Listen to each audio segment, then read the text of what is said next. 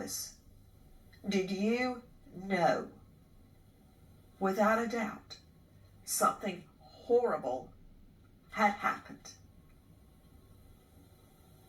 It was Sunday, November 13th. We were all here watching the football game, and my niece called me, and she told me that something terrible had happened to Kaylee. Um, her cousin, or her husband's cousin, went to U of I, and something was going on, and she believed that Kaylee was dead. And I threw my phone across the room, and I started calling Kaylee, and her phone was going straight to voicemail, so I started calling Maddie, and nothing.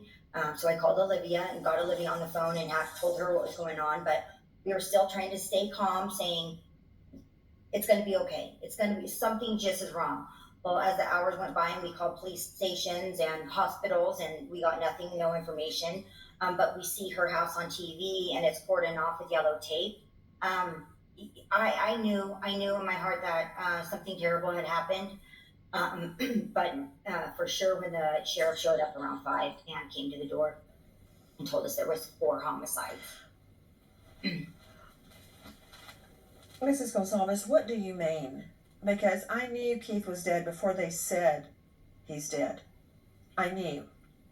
When you said you knew in your heart, how did you know in your heart? And what was that feeling? How did you know? And I've heard many, many other violent crime victims say the same thing. They knew before they were told. Well, I knew just because of my niece calling me. She's a very responsible adult. She's a mother. She's a nurse. I knew that Sabrina would not have made that call to me had she not had facts. So even though we didn't have confirmation, but I kept telling Olivia and the kids, she's gone, guys. I don't, we don't know what happened, but and we're running around the house frantic. I'm crying. Everybody's crying. We're trying to get in touch with somebody to get answers. And I kept saying, the sheriff will come. If it's true, the sheriff will come. And it was that evening, and I looked out my front window and I saw the sheriff pull up, and I said, the sheriff's here. And I took off to my bedroom. I ran to my bedroom and answered the door. And I came back out about a minute later and stood here at the front door and asked him what happened, and he said it was a homicide. And I said, they were murdered? And I asked if one of them was Maddie, because at that time things started clicking. That could possibly be Maddie, because she hadn't answered me all day long. And they said yes. And we said, how? And they said, we don't know.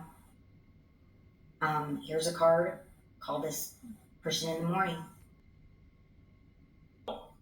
It was just a lie. And when you call them, What were they hiding?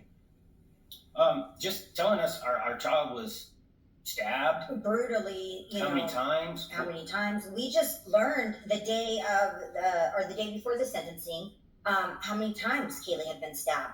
Wait a minute, I am stunned, because she was stabbed so many times. They could not identify her. And you just learned about that when the plea was set to go down? We learned about it after the plea, the day before the sentencing, because they lifted the gag order. So the detectives said that they would talk to us. So we talked to them briefly, and we had questions about Kaylee. How many times was she stabbed? I mean, that's not on her death certificate. The coroner never told us. She just said around 20 is what she said. So we really didn't know, and we didn't know where. So we asked them that, and they told us 38 times. And then we were like, okay. And they said Kaylee had really bad damage to her mouth. And I asked them if her teeth were intact, and they told me no. And then the day of the sentencing, the docs were dropped, the Moscow docs were dropped, and the next day we were driving home and I was reading some of them, and I read that Kaylee was, unrecognizable. And that was that word will forever like traumatize me. Um, I didn't expect that. And then to read another report that said the same thing, unrecognizable. And then to read a third report that said he wasn't sure what he was really looking at because the facial structure had been so badly damaged. So that's why we're disgusted with this prosecution team. I mean, And we did not know any of that for 2 years and 9 months. We did not know that because of the gag order. and they're telling us, "Are you okay with us giving them life in prison?" We're like, "No, we're not." And the people who are, they don't know what we know, and we don't know what they know.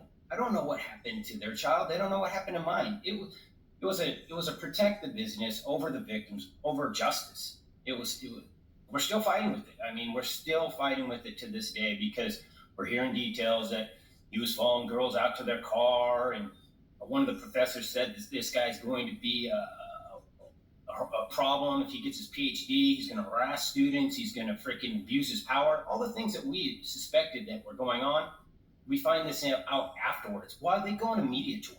They only told us so they could go do a media tour and tell all you guys. So they're like, well, we have to tell them before we tell the world. So basically 12 hours earlier, they tell us, and then they grab a microphone and tell the world. And tell the world. That's what happened. Yeah. I'm just so stunned at how this went down on you. And there's something about the victim's face, because I know I'm projecting. Keith was shot 5 times in the neck, the face,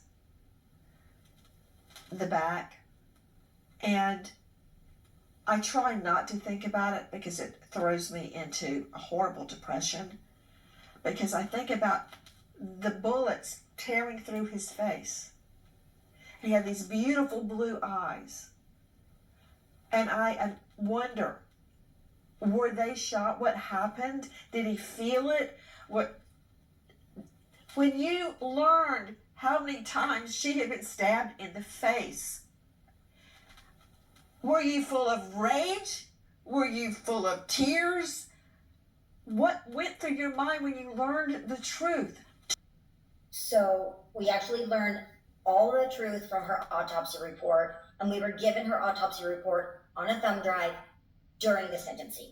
The investigator walked into the courtroom that day and said, and we had arranged that, and he said, here's the autopsy report. So in reading that autopsy report, we found out that Kaylee had been stabbed 24 times to her face and head. She had 11 to her chest, neck, and like torso area, and 3 to her upper extremities. So I thought about her eyes too. I was like, was her eyes stabbed? But somehow or another, Kaylee's eyes had not been stabbed. Kaylee did have really bad facial damage. Some of her teeth were missing. Several were broken. And she had 2 subdural hematomas to her head. So her nose was broken badly. Yeah, so that, for me, it was outrage because my daughter was fighting up to her very last breath. Over and over, she kept trying to get out of that bed, and he was just drilling her. Yeah. And she's fighting for her last breath, and I got this old Santa Claus who's just throwing out a white towel, just saying, oh, let's just make it all go away. And I want these type of killings to stop, and you don't do that with weak prosecutors, and this man is extremely bad at his job. And just yesterday, we asked AI, what are the safest countries in the world? And out of the top 10, every single one of them have the death penalty. Well, 8 of them have the capital. So for somebody to think that capital murder doesn't work, well, the safest countries in the world use it, and they don't use it like how we are in America. Yeah. It's just a bargaining chip. Yeah, Idaho has it, but our guys have been there for a long time. And we knew this wasn't going to happen fast, but he was going to be on death row. It's the principle. He deserves to ultimately die. Now, maybe he's going to die of natural causes or just because he gets old in there. But we were hoping, because they just brought back the firing squad, that here in Idaho things were going to pick back up and they were going to start, executing these murderers and these criminals that are on death row. But we knew it wasn't going to be anytime soon.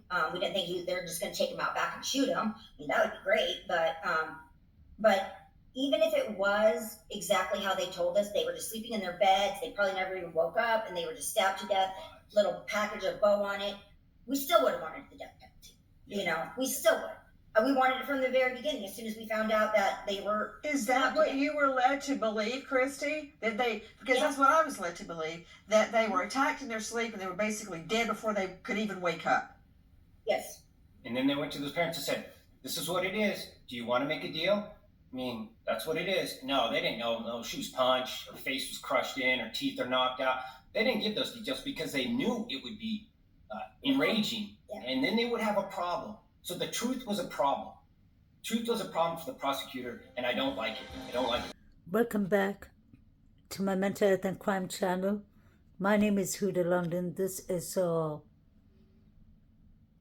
education purpose, my thoughts, my speculations, my opinions. This is the case of the Idaho. May the victims rest in peace. Condolence to the families. May the correct justice be served. I apologize, I should have said trigger warning from the beginning. This is about Kaylee's autopsy that I spoke a bit about before. It is so heartbreaking, so sad. Kaylee's whole face was disfigured. She had 38 poke wounds, 24 on her face. Her teeth were even broken, poked, etc. She had serious injuries on her head. They poked her everywhere. I feel sorry for the poor girl. And that leads me to believe always, like I believe, that Kaylee had a stalker. Plus, this could be a crime of passion. I understand Steve doesn't believe that, but the mayor mentioned that, and I find that to be interesting.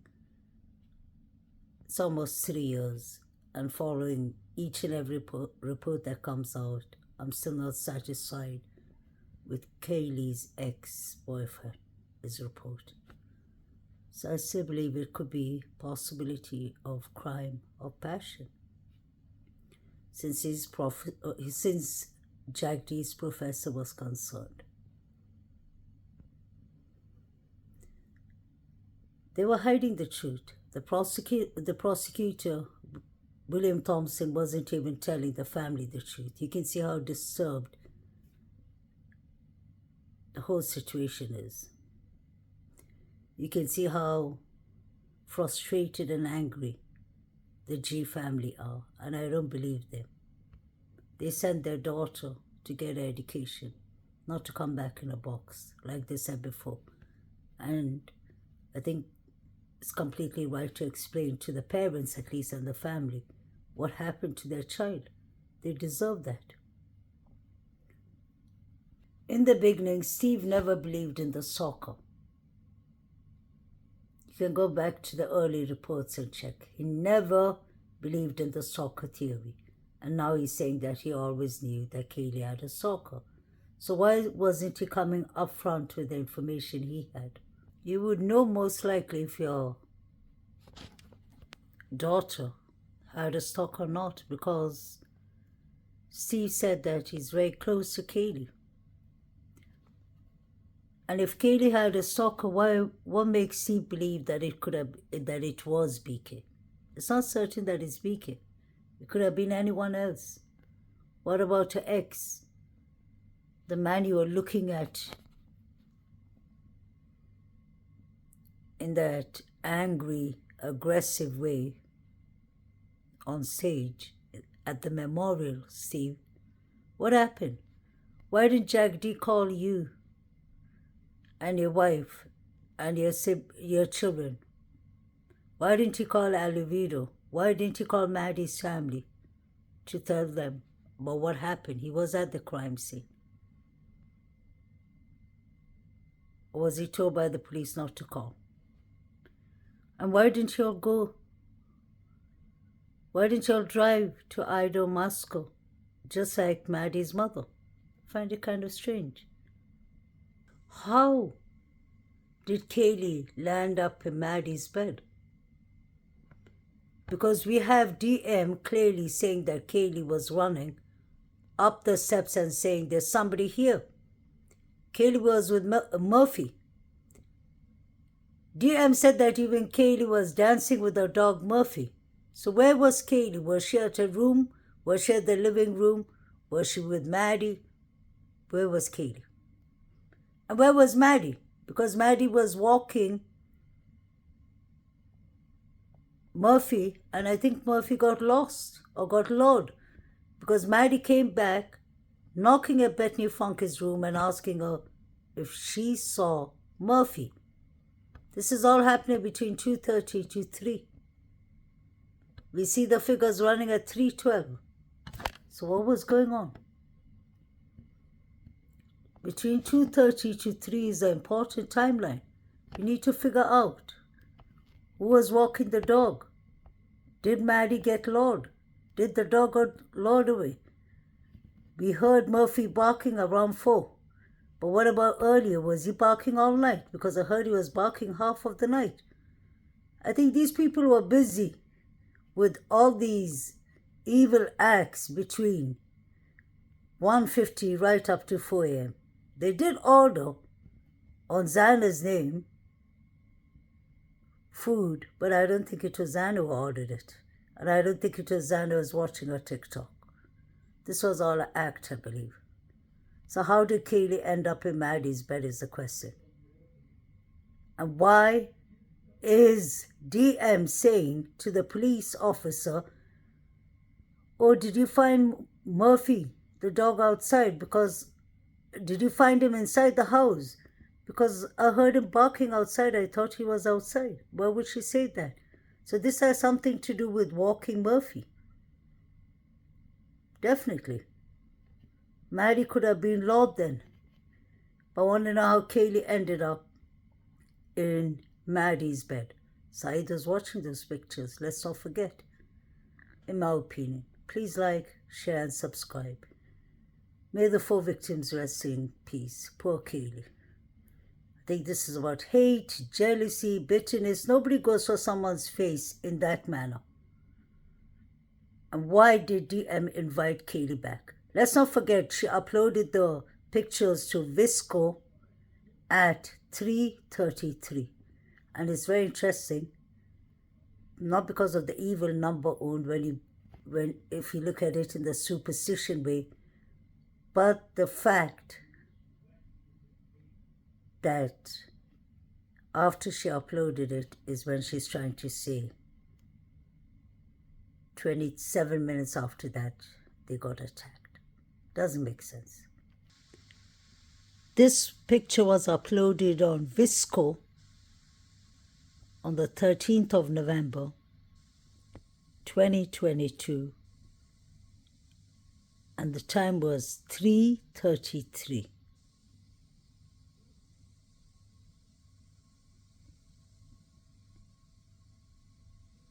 You can see the timestamp below. What does DM mean with the finger? Does she mean the job is done? And what does a friend mean with the thumb?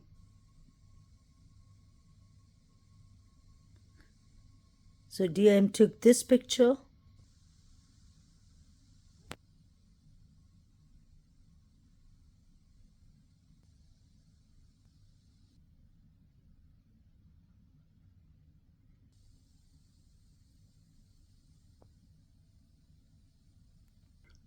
was taken at 3:33 at night.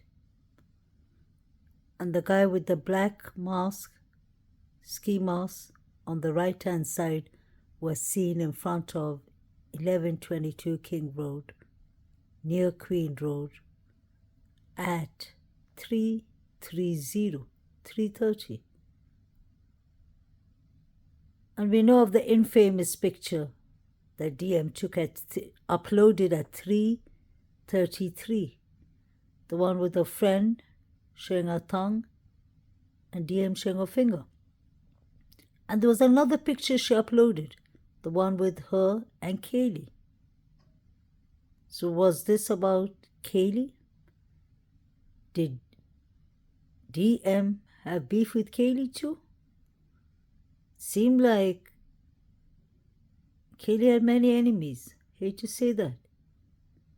Is that why she was studying from home? And if Steve knew that Kaylee had a stalker, why didn't he take him more serious? May the 4 victims rest in peace. Have a lovely week, guys. Please like, share, and subscribe.